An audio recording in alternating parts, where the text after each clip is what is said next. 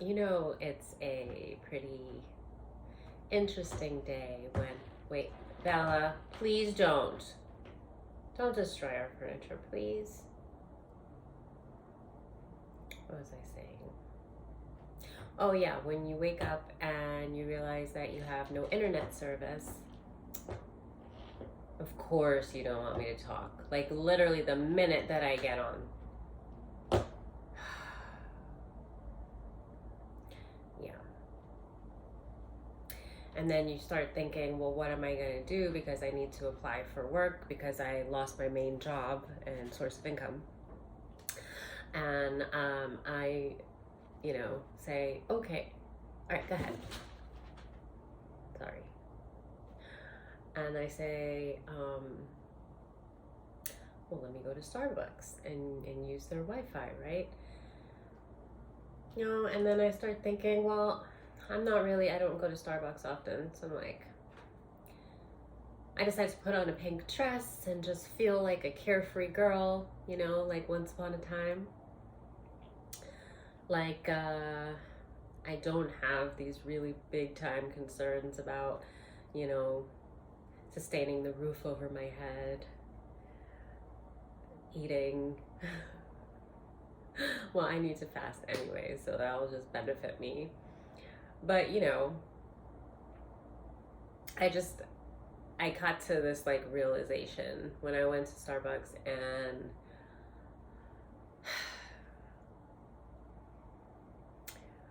when the cashier tells you you're all set after you swipe your card, and your first reaction is surprise, like, oh yeah, it went through. I shocked myself because it was a natural reaction. And I honestly, when you know that you paid your credit card that you're using to purchase the coffee, you paid it from a bank account that's overdrawn, and you're just like hoping that maybe the payment will go through. And then, now you're purchasing coffee with this card, and you're like, it's like you swipe it, you don't think about anything, you're kind of a zombie in a daze. What is going to happen to me? Everyday concerns, right? And then the teller says you're all set, and you raise an eyebrow, like, like you're surprised that the coffee like charge went through. And then like I surprised myself, and then I realized, oh, okay, looks like the bank made the payment go through, so let me pay my internet bill now. Yay, right? It's something as simple as just putting on a pink dress and going out to enjoy the day, like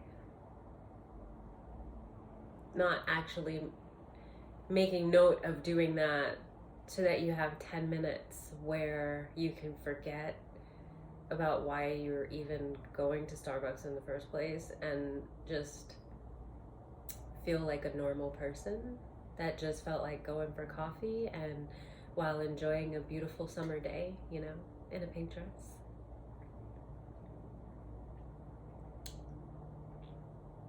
Just to have 10 minutes of like pretending that I have that normalcy, trying so hard to like keep that positive outlook, because I am a positive person, you know.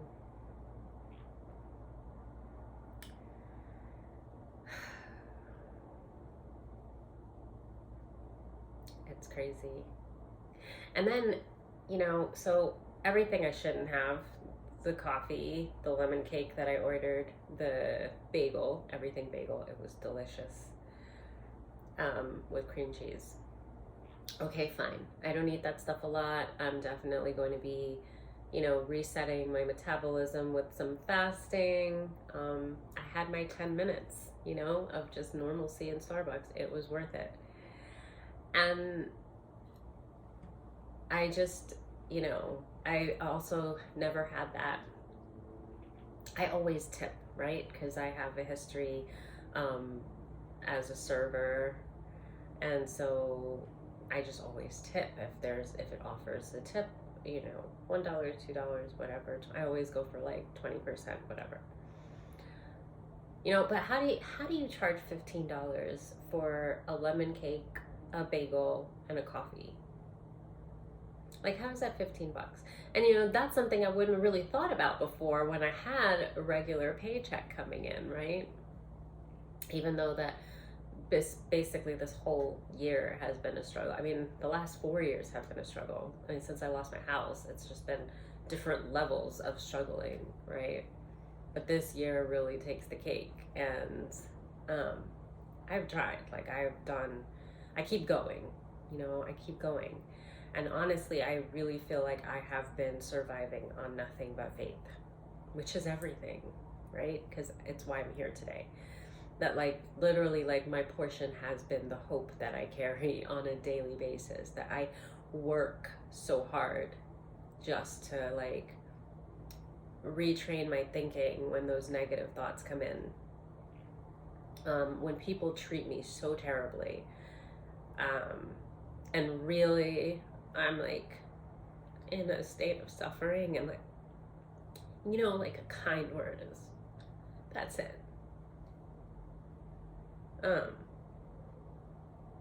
because I still do that, you know, I go out and I carry it, I smile. No one would ever have a clue about my struggles. As I'm sure that many of us in the collective go through and understand. You know, I have just, man, this world has really taken a turn where there's just no compassion, there's no kindness. A few weeks back, I went into Walgreens, and I had to decide between cat litter and water. And I had to get cat litter because, you know, obviously I can't have them using a dirty litter box. When I had my house, my cat Lucy, she was trained to just go outside and use the bathroom, so she had a litter box, but she liked going out and like pooping in the bamboo leaves, like all the way in the back of the yard. And they were just matted with leaves, so she would like go out there and do her thing and then come back, which helped me so much because I didn't have to clean a litter box every single day. But you know, and I got like the cheapest thing of litter, and I've been getting by, like literally just getting by every single day, not knowing where the next anything is coming from. And I pray, and then it comes, you know, it just appears. But I never know. And that's fine because, you know, I mean, it sucks, but it does teach that we really, even when we have the money in our bank account, even when we have a great job and you know, our financial stability is not an issue, you really never know what tomorrow brings, no matter what state of life you are in. So it just is better to like hope on the positive side than the negative, right? Especially when we're talking about manifestation, it's a lot harder, you know, because you feel the burden and like the oppression that, you know, life can put on us, and especially when you know that it's not you, like you don't have a hand in what has happened. Like, you are a hard worker, you have planned well, you manage money beautifully, you know, you've done everything, and you've watched people like lay obstacle after obstacle after obstacle in your life, and it's gotten to a point where you can't even talk about it, because after a while people are just going to start to think it's you, because nobody's going to want to believe that people would just, it goes back to like, well, why would they do that? And it's almost like, what did you do to deserve it, kind of thing. Like, they burned your house down, well, what did you do? Like, what did you do to make somebody do something like that? Meanwhile, what I did was keep going, keep smiling, not burden people with my struggles that people were laying in my life, but try to bring joy, just, you know, a kind word, a smile to people in my daily life. No one would know what I was going through if I didn't speak about it.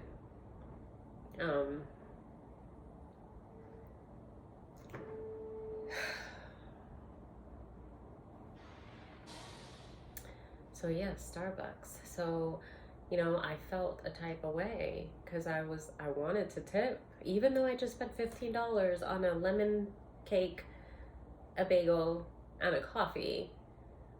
I wanted to tip, and then this voice said to me, "Why do you feel guilty right now? You technically can't even afford the meal that you're getting."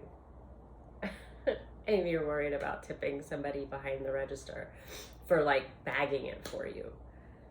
And then I started to think about, like, when did that even happen? Like, I you know, am a waitress. Like, you know, I'm later today gonna go into my, you know, serving clothes and no more pink dress, you know, and start serving people for the nighttime hours tonight. So that's how I'll be spending my evening. But, you know, I just didn't know that, like, I didn't really think about it, but I kind of do every time that I do tip them, because it asks, and I'm like, what are they paying these people? Like, obviously nothing that you have to feel like it's almost like, well, if you don't want to pay my workers, well, shame on you. Like, you can't leave them a tip when they're taking your order and putting stuff in a bag for you. And I'm like, I don't know, that's just, it's been something that kind of comes into my mind. Like, all of a sudden, all of these cashier places like ask for tips. Just extra when they're like charging so much, and it's not like a restaurant that you're getting service. But, you know, I just today I thought of it because I couldn't tip, and I really wanted to. Like, I felt guilty, and then I had to, like, you know, kind of straighten myself out. Like, how do you feel guilty for something that you don't have to give, that you would give whenever you have it, that you do give whenever you have it? Even when you don't have it, you give it. The day I got fired, you know, there was a guy on outside with a sign, and like I had only made like $10 in tips in that job. It was a wellness center. It wasn't waitressing, but yeah. And I gave it to the guy, and I was just kind of like, he just was like really bland about it. And I was just like, how's your day going? And he was like, okay. And I tried to like connect with him, because I was like,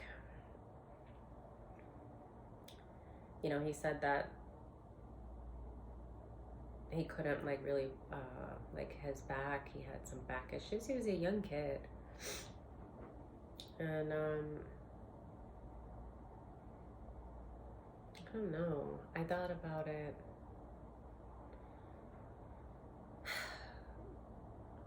I don't know, a lot of stuff has just been kind of crazy. It just seems like there's no compassion, just on a daily basis, but there's a lot of anger. Yeah, when I went and I got the cat litter that time in Walgreens, like, this lady, the girl was like annoyed because I said, I'm gonna pay. At that time, my bank account wasn't in the negative, and I had $5 and then I had some cash, and I was like, I'm gonna put some of it on the card, and then I'll pay the rest with cash. And she got an attitude and rolled her eyes, and she was like, if you're gonna do that, you have to pay with cash first. And I was like, okay. So like, I was like doing the math. Okay, how much cash do I put so that I can just, you know? And she like kind of huffed, and I just, like, I honestly, I'm not even embarrassed about it, because I didn't do this to myself. I'm actually in a much better position right now than was what was intended for me. And so I just hang on to today and just stay in gratitude and give thanks for every single thing that I have. Today, I have a roof over my head, you know? That's something to give thanks for, because there's a lot of people that don't.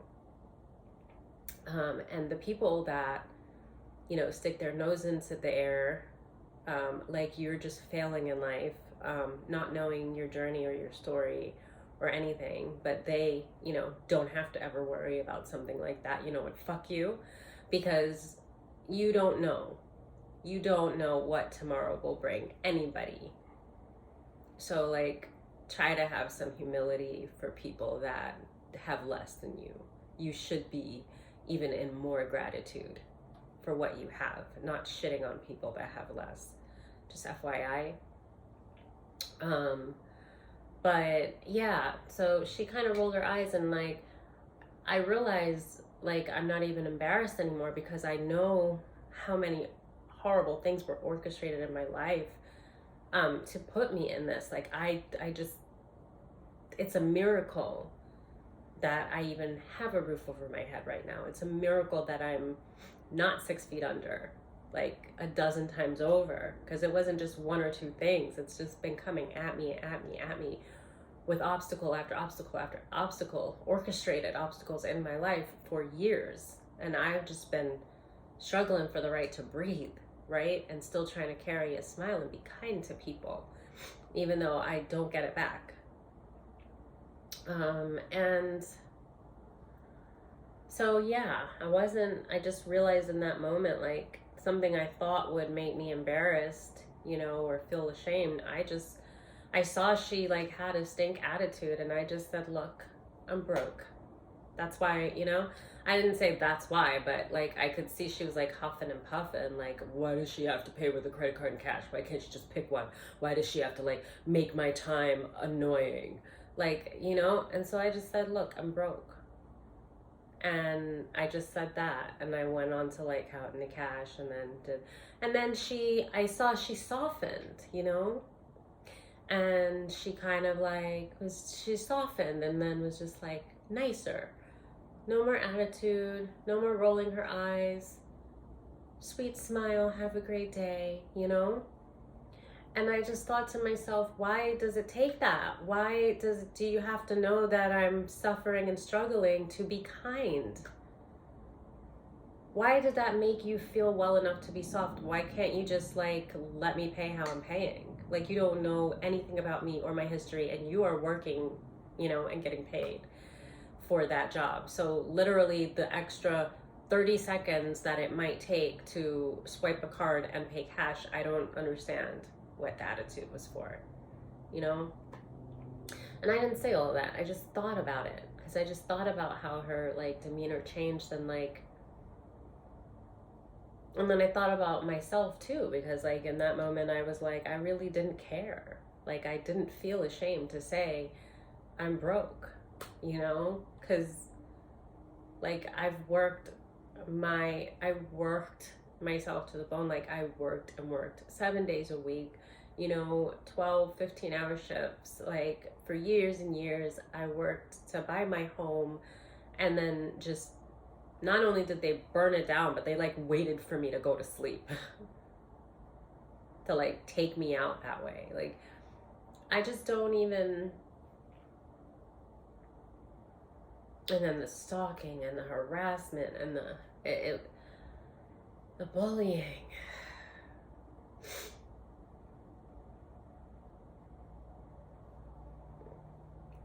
I don't know. But today, I put on a pink dress and I got Starbucks. And it's a good day. So let's see if maybe I can do get some guidance for the collective. And this is gonna go on the floor.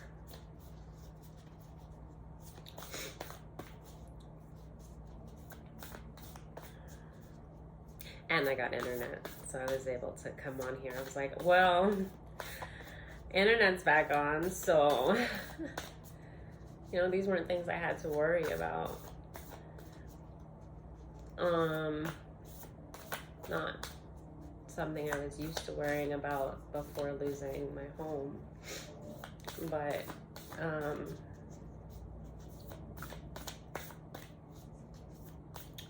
my electricity did go out the day after I was fired from the job that was exploiting their workers, and hired me, and then got new management, and then didn't want to pay me what I was hired for because they demoted the manager that hired me. So trust is what it says under here, if you can see that. It says trust. So the book, let's get another one. Sometimes I like to read with this one what the book says, but I don't want to get up.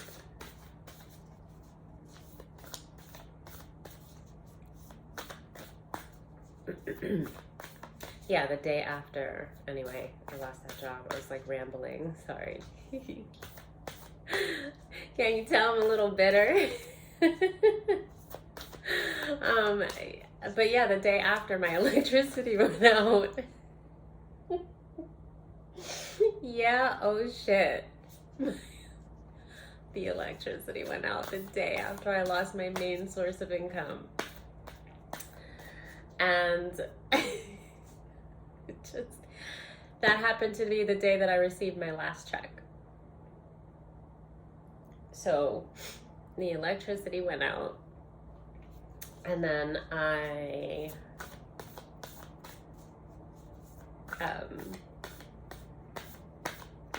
went and looked in my bank account, which the week prior my cell phone went out, and then I overdrafted the account by paying my cell phone bill, and then so I knew that it was overdrafted, and then I got paid the day after I got fired. So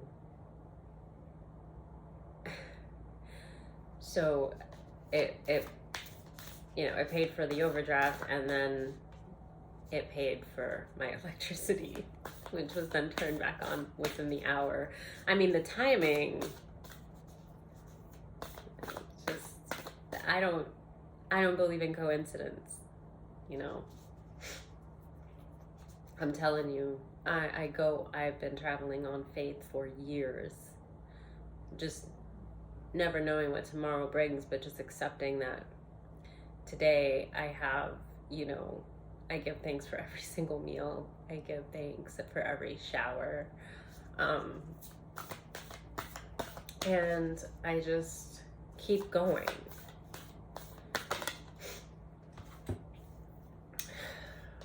And I honestly, it is God. Like, I could never say that there's not a God.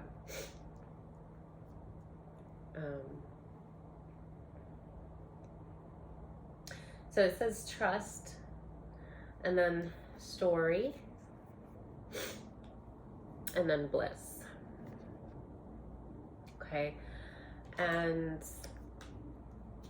I don't know if there's anyone out in the collective that has been struggling with telling their story as I have. But this is exactly why. Like, I don't want... There's a danger when you put the emotion behind the negative. It's not being negative, but I've had a lot of dark things that I kind of went through, and it is an experience that I've been being like pushed to talk about more in detail, and I go around it a lot, so I feel like I kind of ramble.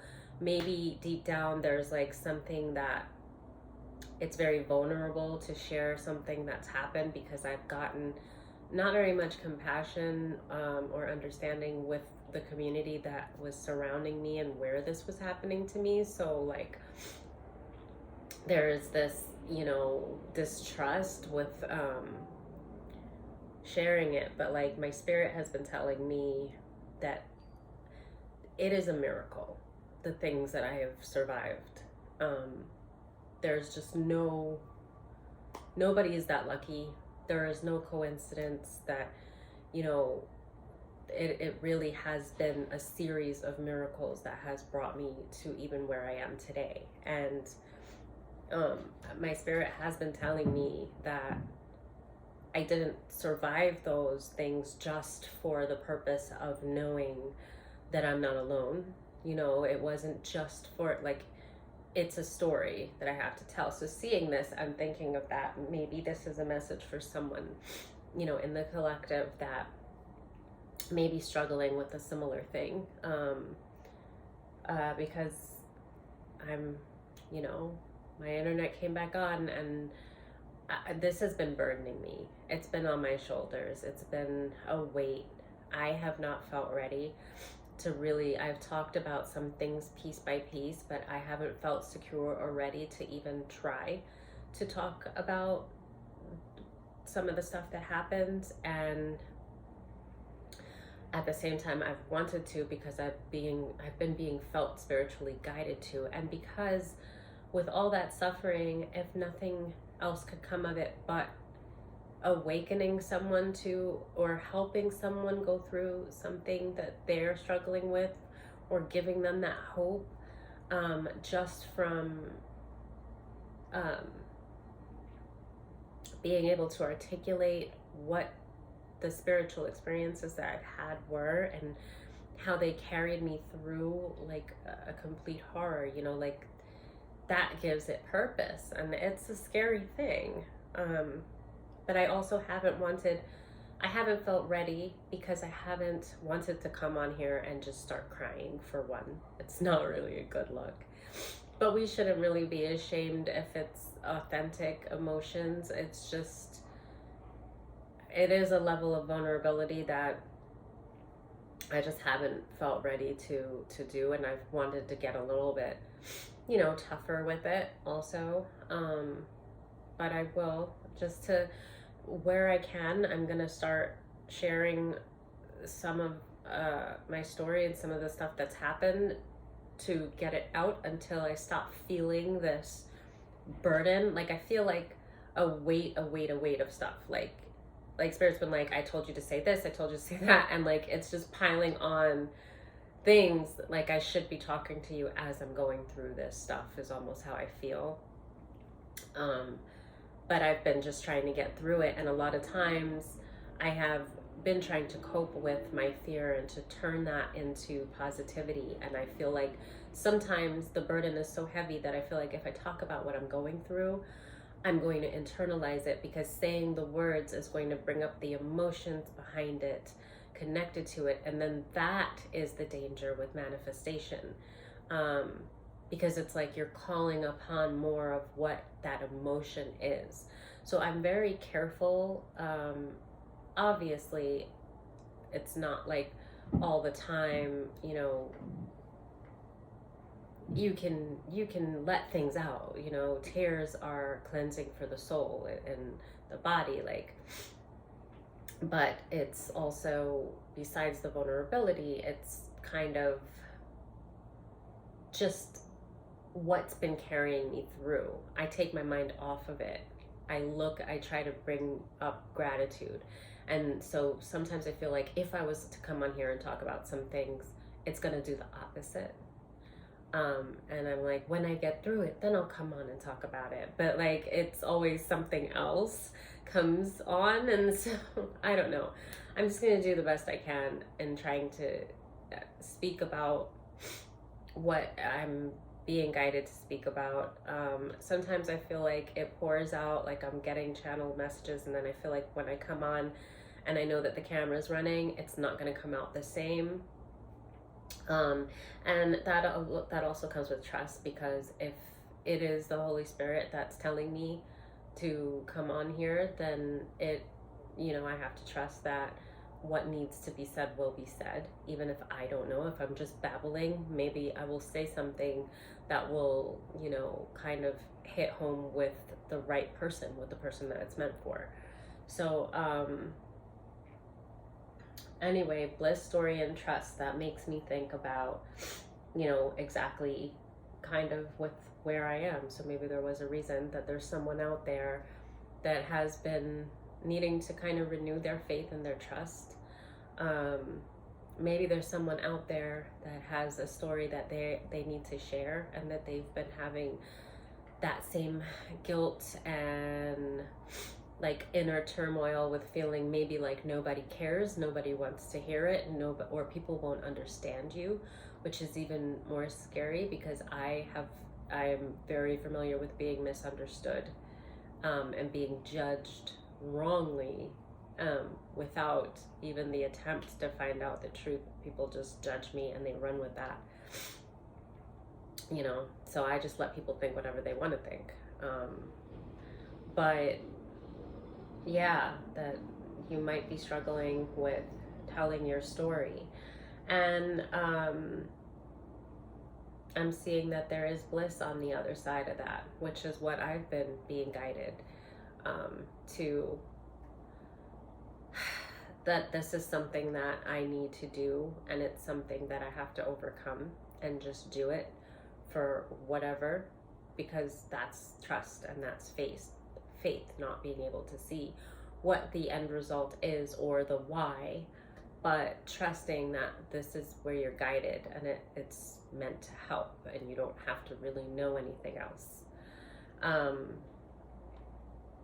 I will also say that, just a second.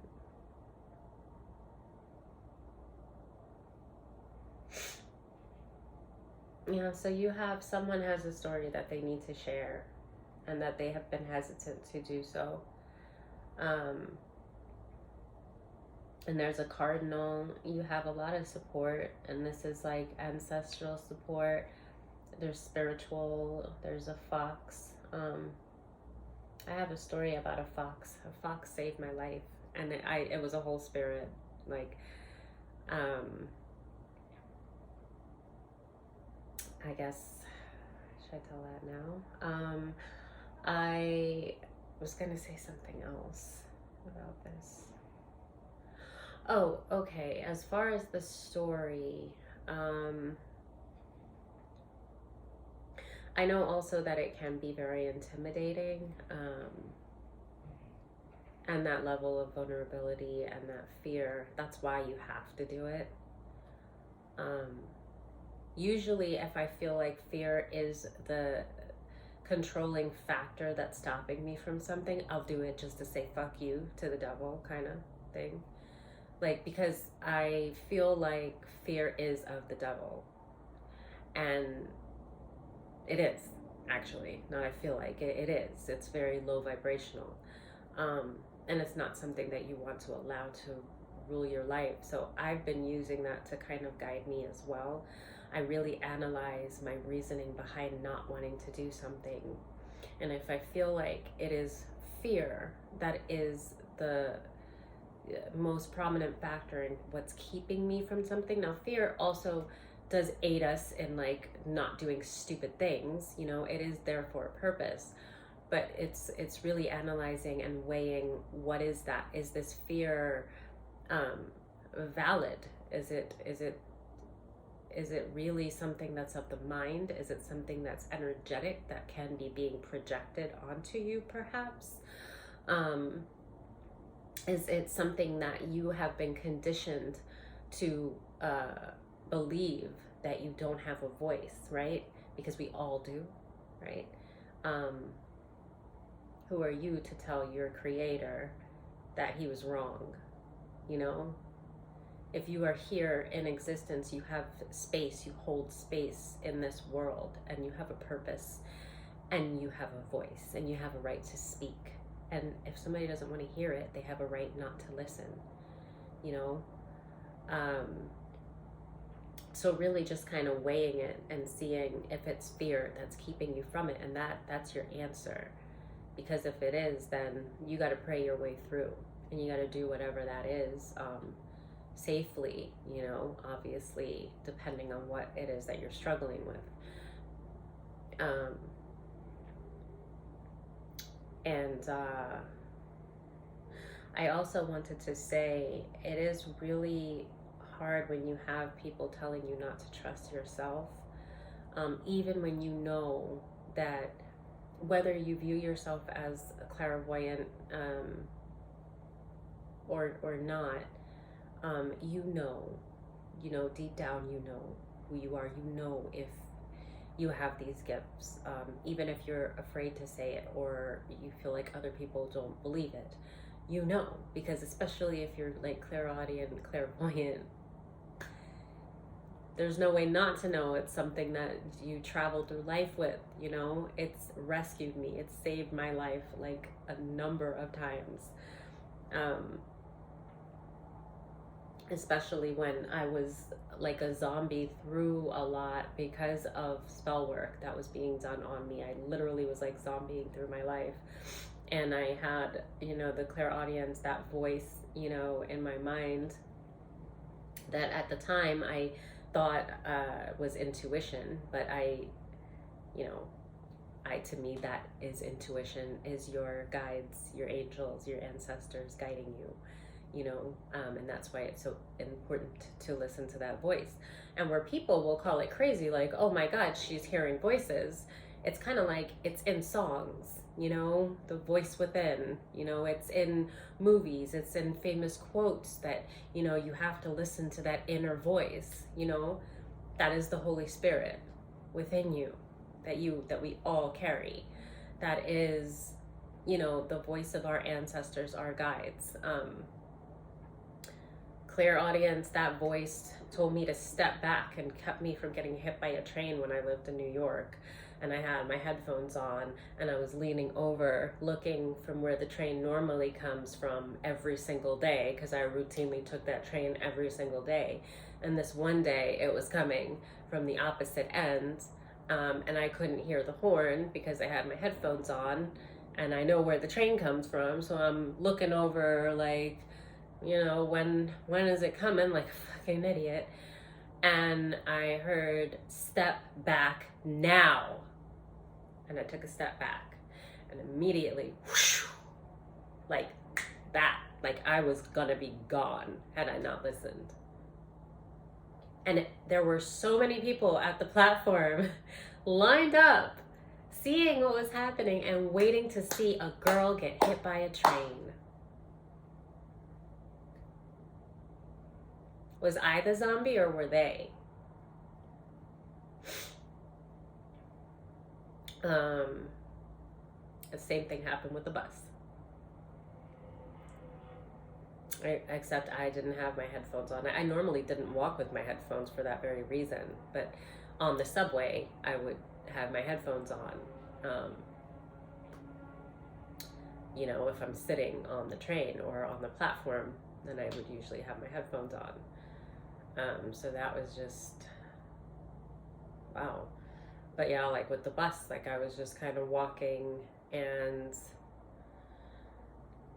again, I was in a daze. A lot of times I was in a daze. I was going through depression. I was going through, and you know, you think you're a teenager and you have, you know, anxiety, and you blame all this stuff on yourself, not even knowing anything about spiritual warfare. And I mean, I had heavy things happening. And when I went through the awakening, it's so hard to talk because it's like I go back and forth because so much happened. And when I went through the awakening, it kind of brought me back to a lot of moments in my life, and kind of revealed to me like what was going on then and when I didn't know, you know. But yeah, what I was kind of getting at with that was just as far as trusting. Trusting, not only having faith. She's walking like there's angels behind her. Just kind of nice.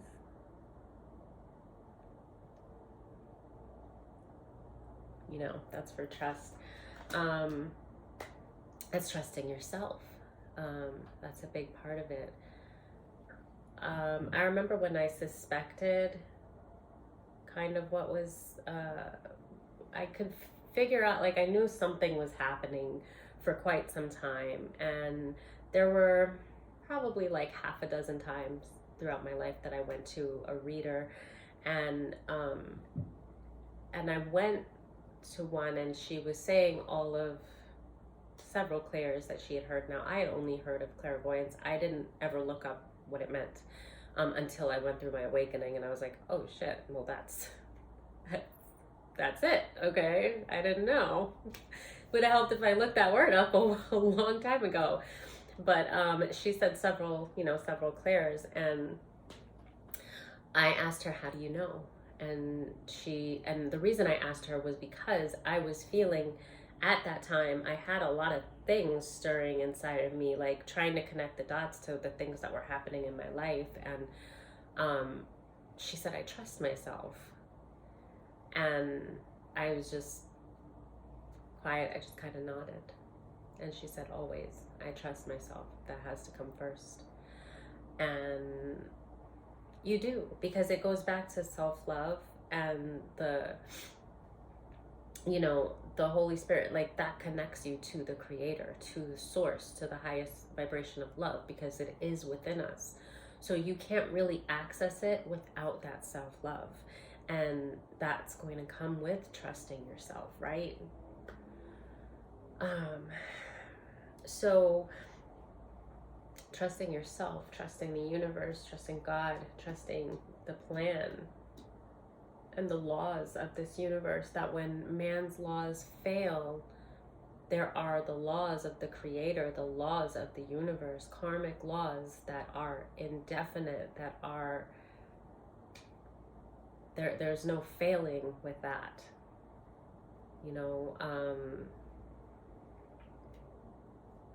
But there was something that I wanted to say specifically about revealing your story. So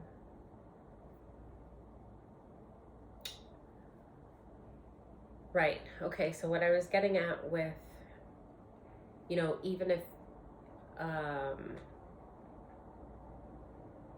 you're unsure or you don't feel good enough, those are all conditioned thoughts that you have to work on, through shadow work and healing and really analyzing and finding where did they start, but also not letting that keep you from, force yourself to tell your story. If there's something on your heart that needs to be said, there's a reason for that. And that goes back to that trust. You have to believe in that, and you have to let that guide you. That is your compass through life, in the physical and in spirit. But understand, I've seen, I had a reader that she was in my energy a lot. She was connecting to my story when I was going through the awakening. I grew quite fond of her. I felt like we had a lot in common. And there's a reminder that, these messages are coming from the divine, that are meant for the people that they're meant for. It's not coming from the reader that's saying it. They don't know who they're talking to, and they do have their own bias, and they have their own, feelings and shadows and things that we're all healing. This is a journey that we're all taking together. Early on, because she was the one relaying these messages to me that were incredibly magical, and like I'm connecting to spirit, like realizing that she's in my energy, that these things, it's real. And I will tell you more about that experience, because I got confirmation both in the physical and in spirit that these messages were for me. It wasn't, I'm sure that they relate to several people, but the people who they are meant to. And you can feel like the readers, like you can feel like you'll care, of course, of them, because they're delivering to you something that is very magical and that is needed, and giving you hope and helping you to heal, right? But they don't know, and I just remember her early on. I followed her pretty much when she had started, and she motivated me while I was very afraid to speak. I was still going through dark night of the soul. I had a lot of healing to do. I was aware of that.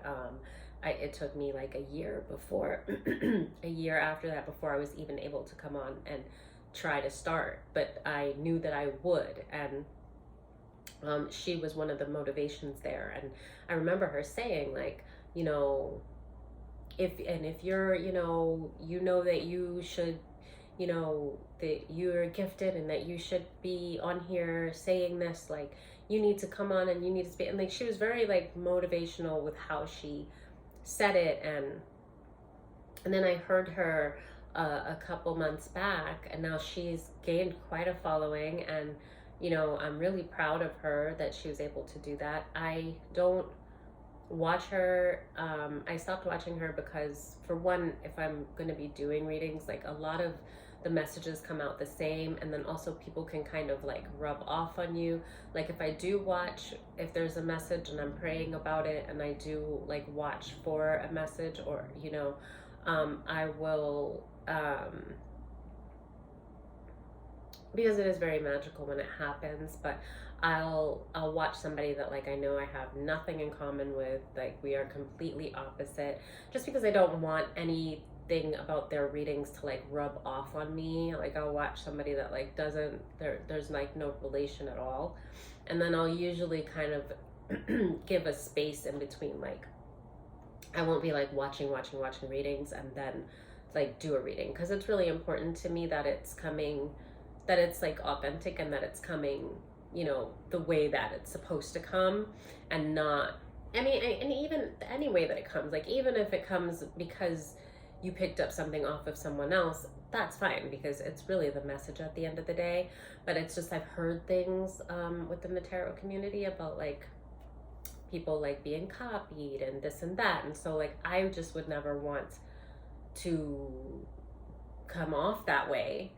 And then also, there were times, because I was still struggling, and I still am, with coming on the camera, and even when I would get downloads, sometimes I would feel, like I said before, like, when I try to come on, like, it's going to get blocked because I'm nervous or uncomfortable knowing that the camera's there, like, where I could just talk to myself in the mirror and I'm channeling a whole damn message, and I'm like, why can't I do that in front of the camera? And I was like, well, it's probably going to take time, and I just have to force myself to do it and just get out whatever I can. But what was I saying with that? Oh, okay. So yeah, there were times where I did get a channeled message that I didn't post because I didn't record it.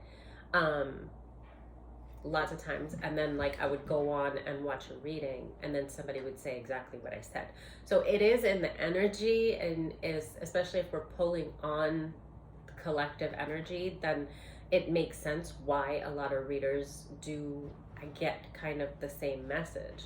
So I also noticed that as well. So I'm like, wow, they said exactly like the channel that I got that I didn't record. So I'm like, if I would have recorded it, like, I'm kind of like, I would prefer not to be watching it, because if I get a channel message and I hear that somebody else recorded it, I'm probably not going to say it, because I'm going to feel like, even though I know I got it, like, if I got it first, like, I'm just not going to say it. You know what I mean? Just so obviously, I just thought it's better that if I'm going to be recording, that I kind of separate it from whenever I do watch. Also, I've been trying to spend more time meditating, so that I can kind of be able to give the messages more than receiving them through, like, though, because I get my answers to my prayers, and I get answers through meditation.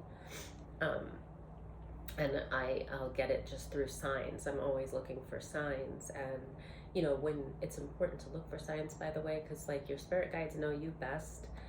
Your ancestors, they've been with you your whole life, and they know you better than you know yourself a lot of times. They know how you think and everything. So when you're looking for signs and they know that you're looking for an answer, they will be able to like work with you more, and you'll see and you'll know, because when you know something in spirit, you know it. Like, we associate what we know with of the flesh of, you know, the physical world, but remembering like our bodies, like how we see it, taste it, smell it, touch it, hear it, right? That's all of the flesh, it's of the physical world, but the spirit is the true form. So when you know something in spirit, it's just, you know it. It's like the purest form of knowing, and you might not be able to explain it or express it to other people, but that goes back to why it's so important to trust that inner voice, because that it's coming from your spirit, and that is the truest form of like knowing, right? In a way that the senses won't pick up. And it was funny because when I was, not funny, but when I was in disbelief, and the way that tarot kind of came to me, and the tarot community on YouTube, I was getting the hints and the nudges in spirit, but then spirit was also teaching me how to trust myself and how to know that it was real by giving me the physical proof as well.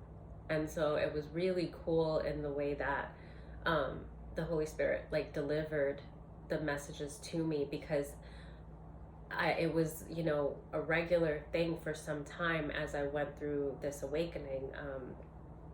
And I mean, it expanded over I could say like the whole year. I could say it's still happening now, but at the beginning, the onset of it, you know, within like a 4-month span time, there was just like levels, like, and, you know, it was where there's this disbelief, like, this can't be.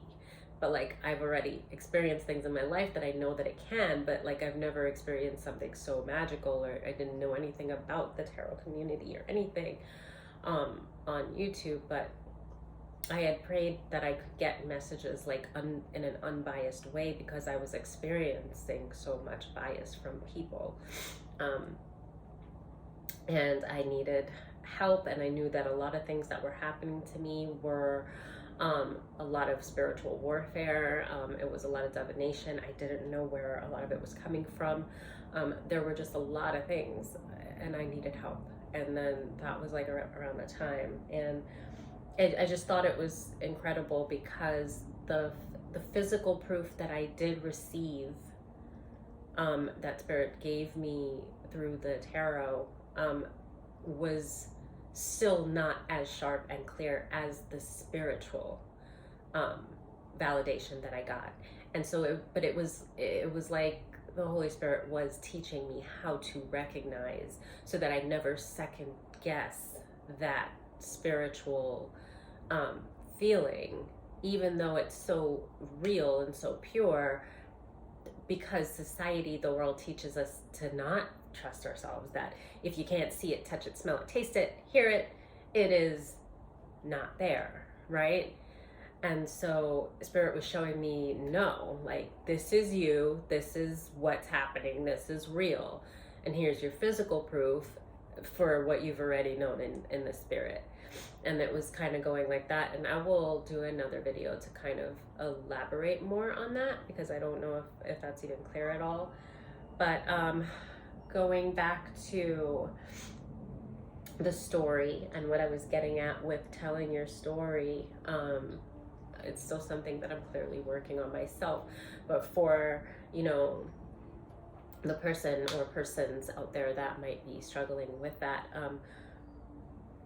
oh, okay, so with the reader, when she started to get, she had a lot more followers, she was doing good, and I heard her say something that was just such a disappointment to me. And I didn't think less of her, because like I said, we all are human and we all do have our journey, and we all are on this healing journey and have to learn humility, and we have to remind ourselves of it at times.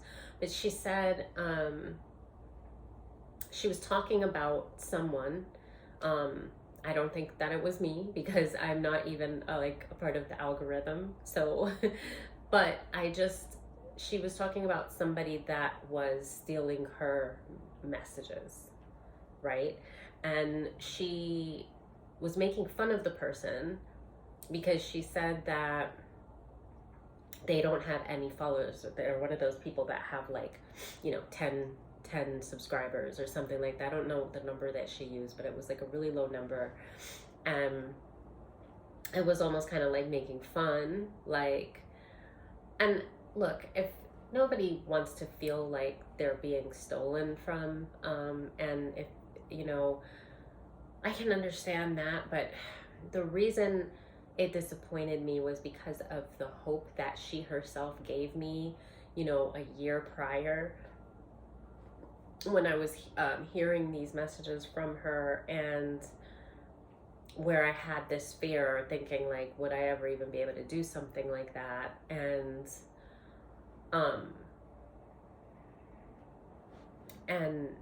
to then hear her like to make fun of someone, and it could be warranted, whoever she was talking about, I don't know. But I felt concerned for the people that were in my place, at that time, that needed that hope, the same hope that she had given me a year prior.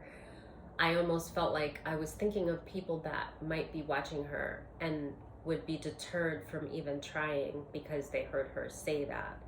You know what I mean? And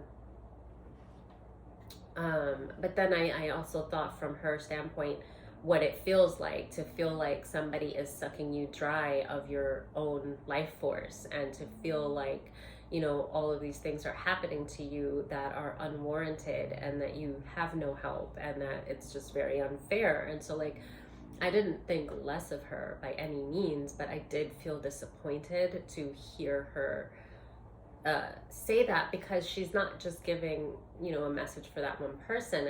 There are people that just have this self-doubt, and I felt like in that moment she kind of lost herself and why she was doing the messages, and went back into kind of like what she was feeling, which is fine. It's human, it's authentic, right? And that's really why I loved her. She's very authentic, but and honest, right? So that's how she was feeling on that day, and that is perfectly fine. But I just wanted to say, because of that feeling that I got from that, that anybody that is out there, that you feel like you do have that story, that beautiful story, that is you, that is your experience, that no one else will understand until you bring it to them, and articulate it to them in a way that they can understand, that beautiful story that is your life and your experience, and that offers a level of understanding that other people can't have without that experience that you had, right? I just want you to trust in yourself and be true to do that, and not let fear or doubt stop you from it, because you don't have anything to lose. It's either your path or it's not. Maybe you want it to be your path so badly that you're afraid to even try, because then what if you find out it's not, right? And that might be something that you have to get through, but at least you'll know, And honestly, I don't think that giving positivity to people that may be in pain is ever, I think that's all of our paths. I don't think that that's ever a waste, even if it only finds one person. I think that you don't have to consider yourself to be gifted or clairvoyant to come and try. I think that if you even say, like, you want to read tarot, but you don't feel confident in yourself to do it. I mean, it's following your instincts. And honestly, I'm just going to put it this way. You could have a person that comes on and their energy is kind and of love and honest and peaceful, and they mean the best, right? And they can't read tarot for shit, right? But they come on because they have these intentions that they want to heal someone in the way that they received healing, from another. And that person comes on and they're reading the cards, and another reader might see them and be like, oh my gosh, like they are butchering that, they're not reading it right, they don't know what they're talking about. If that message that they're giving is meant for a person, it doesn't matter how they read the cards. What matters is how the message that they're delivering is delivered, and what is said, and that those words will find the right person. So what I'm saying is that, like, when God has a message for someone, if you're a person that wants to heal someone, you don't have to be the best tarot reader.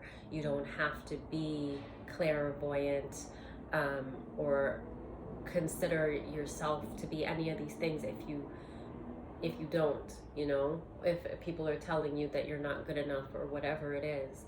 All you have to do is have the desire in your heart to relay the messages and say something that you learned.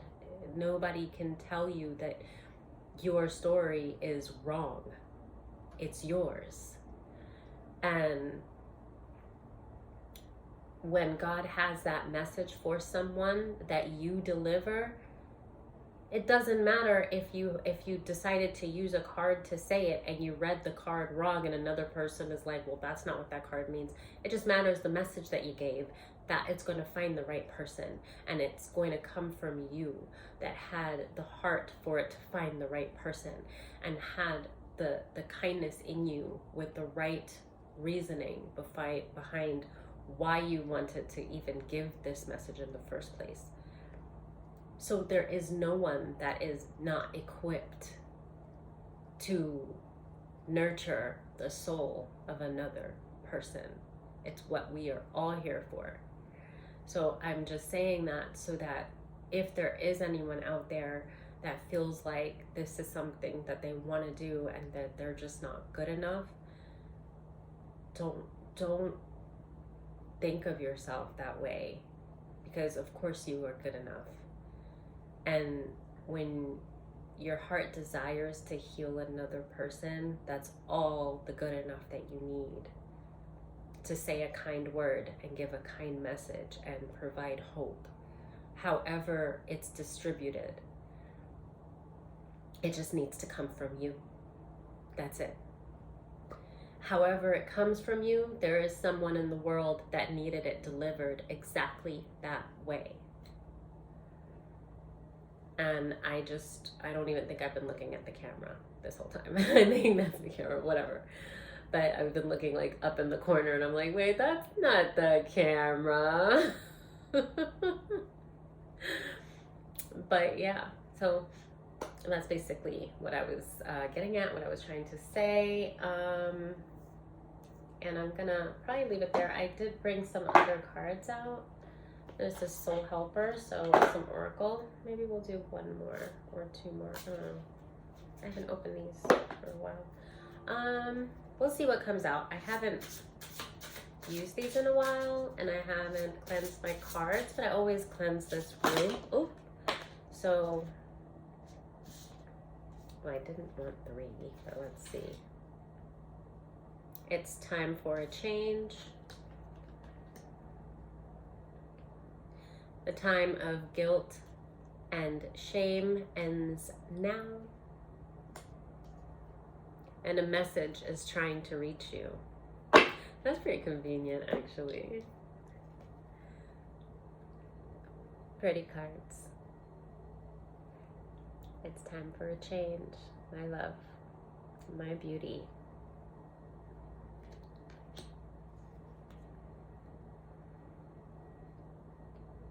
Forgive yourself and begin to love yourself just as you are. I actually think that fits perfectly into what I was just saying.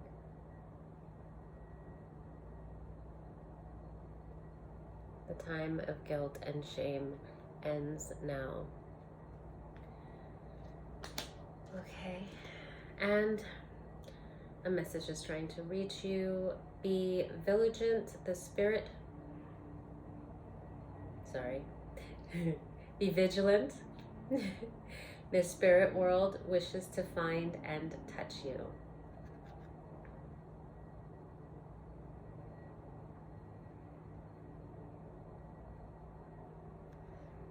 And I'm going to leave it at that. Thank you for watching, and thank you for listening to my message if you're still here. I needed this, and I hope that it finds those that needed to hear this too, because I actually feel a lot better now than I did when I went for that coffee today. So thank you. Bye.